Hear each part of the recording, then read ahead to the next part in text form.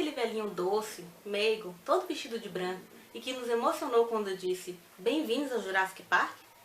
Pois é, aqui nesse livro eu fiquei torcendo a cada 5 minutos para o dinossauro comer ele.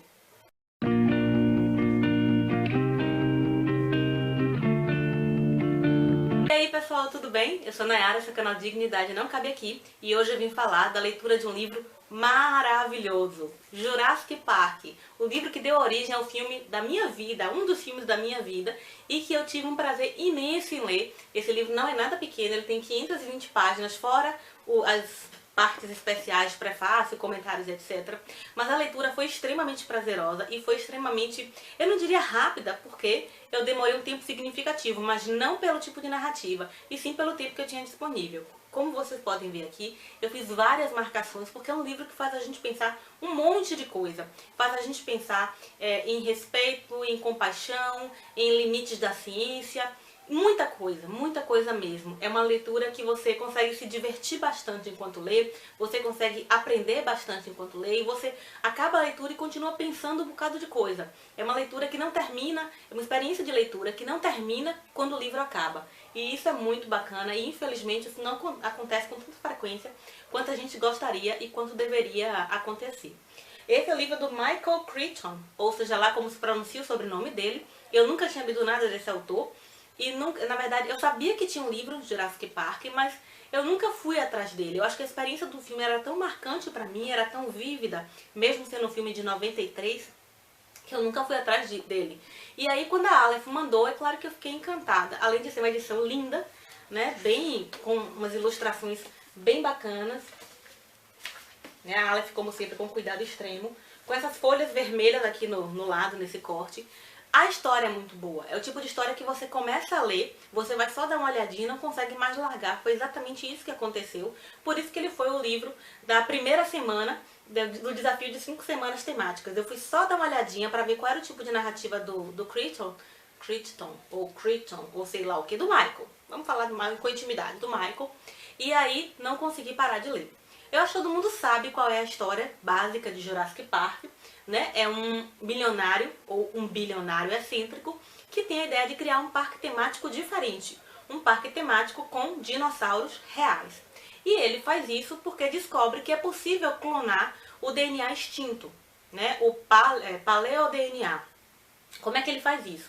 Ele compra várias minas de âmbar e manda fazer escavações, né? Como se não houvesse amanhã, até que ele encontra um mosquito dentro do âmbar e extrai desse mosquito o paleo-DNA, porque esse mosquito também picava dinossauros. Mosquitos não só perturbam a nossa vida hoje, como também perturbavam a vida dos dinossauros. E aí, é através desse sangue contido no mosquito que está preso no âmbar que ele consegue clonar. Só que é um DNA muito antigo, um DNA de milhões de anos. Portanto, a cadeia de DNA não está completa. É aí que entra a engenharia genética para preencher essas lacunas. Só que essas lacunas são preenchidas com DNA de outros animais, nesse caso, um DNA de anfíbio. Aí começam os problemas. Aliás, quando o cara dá a ideia de trazer animais extintos há 60 milhões de anos, 85 milhões de anos, a gente já tem uma luzinha que acende e nos diz que isso não vai dar muito certo. Mas a ideia, assim como é péssima por um lado, ela é tão surrealmente encantadora por outro lado, que não tem como a gente não se empolgar. Assim que eu voltei do cinema e eu assisti Jurassic World, eu escrevi um textinho bem curto, bem simples lá no blog, falando que mesmo sabendo que a ideia era um desastre completo, e 4 filmes já mostraram isso pra gente, eu não consigo deixar de sair do cinema com uma certa tristeza, uma certa melancolia, em saber que aquele parque nunca vai existir. E espero que ele não exista mesmo, porque é uma ideia péssima. Mas, assim, a minha paixão por paleontologia é tão grande que só de imaginar que eu poderia ver um dinossauro vivo já me deixa emocionada. E foi isso que eu sentia aqui. Quando eu falei no começo do vídeo que aquele velhinho super fofo, o John Hammond do filme, ele encantou a gente quando apresentou o Jurassic Park. E aqui eu queria que o dinossauro comesse ele, é porque vários personagens aqui no livro são bem diferentes do que o Spielberg nos apresentou no filme.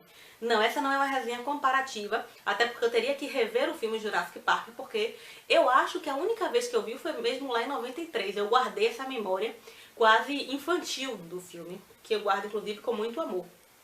Mas acontece que eu lembro bem do John Hammond do filme, que era doce, assim, ele tinha essa ideia maravilhosa de construir um parque temático. E uma coisa muito precisa no filme é que ele não queria que esse parque fosse só para ricos, porque o advogado dele, que é uma das pessoas que vai visitar para avaliar a segurança do parque, quando vê o primeiro dinossauro, né, o braquiossauro, ele diz: nós vamos ficar milionários com isso aqui, podemos cobrar o que quisermos, $2.000 por dia, $10.000 por dia, e as pessoas vão pagar. E aí o John Hammond diz: não, eu não quero que seja só para ricos, eu quero que seja para todos. Todos têm o direito de ver dinossauros vivos no mundo de hoje. O John Hammond daqui é muito diferente. O John Hammond daqui é um cretino, ele não está nem aí para os animais, para as pessoas. Ele quer a segurança simplesmente porque isso é o que garante o funcionamento do parque. Mas ele está pouco se lixando se as pessoas vão entregar a alma para entrar nesse parque, se vai ter algum problema, contanto que ele possa resolver esse problema e apagar as consequências negativas, ele está achando ótimo. Tanto que a história vai se desenrolando, o pau vai comendo, as coisas terríveis vão acontecendo e ele continua achando que está tudo tranquilo, tudo lindo e que tudo pode ser reparado. Na verdade, tem um termo aqui bem interessante, eu não sei se eu vou achar agora, provavelmente não vou, porque sempre que a gente procura uma passagem, na hora que a gente está fazendo o vídeo, a gente não encontra, mas é como se fosse assim, a engenharia genética para Hammond e para outros cientistas, outras pessoas que aparecem aqui, ela simplesmente está a serviço do consumo. Né? Não há nenhuma preocupação ética, nenhuma reflexão das consequências de trazer animais extintos há milhões de anos para conviver com o homem, coisa que nunca aconteceu na história. Homens e dinossauros nunca conviveram. E as consequências disso pouco interessam para Hammond, pouco interessam para as pessoas aqui. É por isso que o negócio descamba para bagaceira.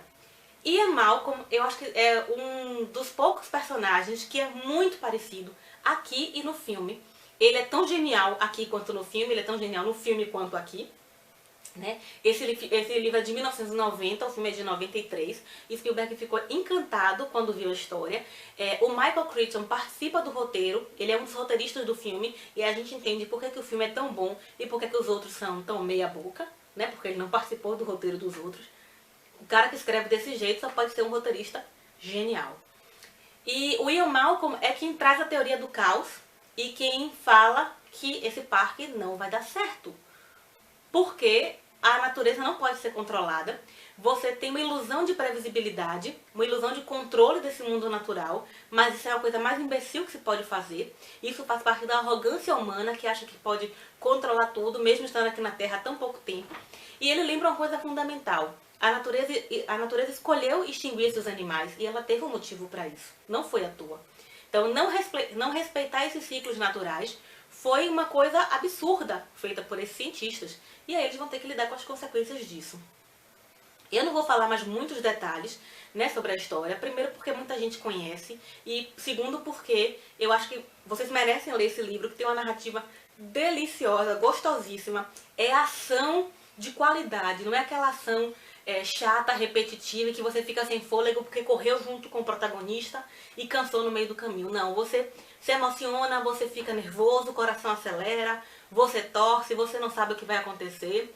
Uma coisa que eu achei muito bacana é que mesmo já tendo visto o filme, e claro, já tendo muito spoiler da história, mas tem coisas aqui bem diferentes do que acontece no filme, né? Me reavivou muito, foi bacana que enquanto eu ia lendo, eu ia lembrando de cenas do filme e fazendo a comparação, mas a comparação no sentido positivo, porque eu acho aquele filme realmente genial, acho uma das pérolas do Spielberg, e volto a dizer, acho que muito disso foi porque o Crichton foi um dos roteiristas.